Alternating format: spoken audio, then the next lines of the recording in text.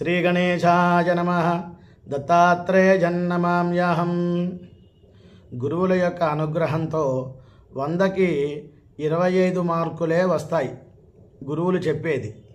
మిగతా 75% ఎవరిస్తారు అంటే చదువు నిమిత్తంగా విద్యార్థి నిరంతరము కూడా సాధన చేస్తూ ఉండాలి, పదం కలపాలి, సాధించలేనిదేముంది. ఆ విధంగా గురువుల యొక్క అనుగ్రహంతో 25 మార్కులు 100కి వచ్చిన మిగిలిన 75 ఎలా వస్తుంది అంటే పుస్తకాలు చదవటం, తన తోటి స్నేహితులతో మాట్లాడుతూ ఆ విద్యలో ఉన్నటువంటి చర్చించి నైపుణ్యత సంపాదించుకోవటం. మూడవది అనుభవంతో వస్తుంది.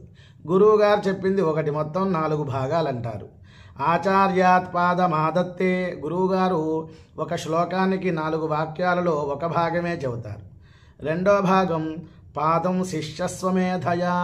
శిష్యుడు తనంత తను ఆలోచిస్తూ చదువుకుంటూ వస్తుంది. మూడవది పాదం సబ్రహ్మచారిభ్య. తోటి స్నేహితులతో చర్చిస్తూ ఉన్నందువల్ల ఒక భాగము. పాదం కాలక్రమేణతు. అనుభవంతో వచ్చేది ఒకటి. అందుకనే మేము చదువుకున్న సమయంలో మా గురువుగారు పొన్నపల్లి దక్షిణామూర్తి శ్రోతులు గారు, వారు పెట్టిన భిక్షే. మనం పుట్టిన దగ్గర నుంచి ఇప్పటి వరకు చాలామంది గురువులు ఉన్నారు. వారిని అందరినీ మనం స్మరిస్తూ ఉండాలి. తల్లిదండ్రులు, విద్య చెప్పిన వారు, ఉపనయనం చేసిన వారు, ఇటువంటి గురువులను నిరంతరము కూడా నమస్కరిస్తాం, స్మరించటం. కనీసం వారి చిత్రపటాల దగ్గరికి వెళ్ళి నమస్కారం చేయాలి. ఏ పూజ చేసినా ప్రారంభంలో గురువుల్ని మనం స్మరిస్తూ ఉండాలి. ఆ విధంగా మా గురువుగారు చెప్పారు. నా దగ్గరికి ఒకరు వచ్చారయ్యా, నేను వ్యవసాయం చేస్తున్నానండి, వంకాయ చెట్టు తోట వేశాను, చీమలన్నీ కూడా పట్టుకుంటున్నాయి. ఈ యొక్క వంకాయల దగ్గరికి వస్తున్నాయి చీమలన్నీ, అందువల్ల నా యొక్క పంట పాడైపోతోంది అన్నారు. అప్పుడు గురువుగారు ఏం చెప్పారంటే, మా గురువుగారు ఒక పని చేయండి. ఈ కాలంలో మనం కేజీలు అంటున్నాం కదా, అంతకుముందు సేరు, తవ్వ, అదేవిధంగా మానిక, గిద్దెడు ఇలాగా ఉన్నాయన్నమాట. వీసెలు అని. ఇన్ని వీసెలు బెల్లం నీరు కలపండి, చక్కగా వంగ తోట మీద చల్లండి అన్నారు.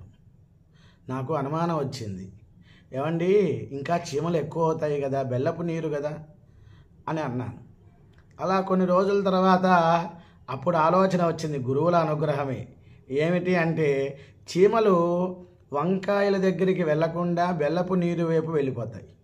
అప్పుడు వంగ చెట్టు చక్కగా సుభిక్షంగా ఆ యజమానికి లభిస్తుందన్నమాట. వంగ తోట సమృద్ధిగా, వ్యాపారం అనేటువంటిది తాను కష్టపడినటువంటి దానికి ఫలితం వస్తుంది. చూశారండి. అందువల్ల అనుభవం అనేటువంటిది ఇదంతా కూడా గురువుల యొక్క కృప అనుగ్రహంతోనే వస్తుంది. కాబట్టి నిరంతరము కూడా గురుబ్రహ్మ గురుర్విష్ణు గురుదేవో మహేశ్వర గురుస్సాక్షాత్ పరం బ్రహ్మ తస్మై శ్రీ గురవే నమః అంటూ గురువులను స్మరిస్తూ ఉండాలి. స్వస్తి.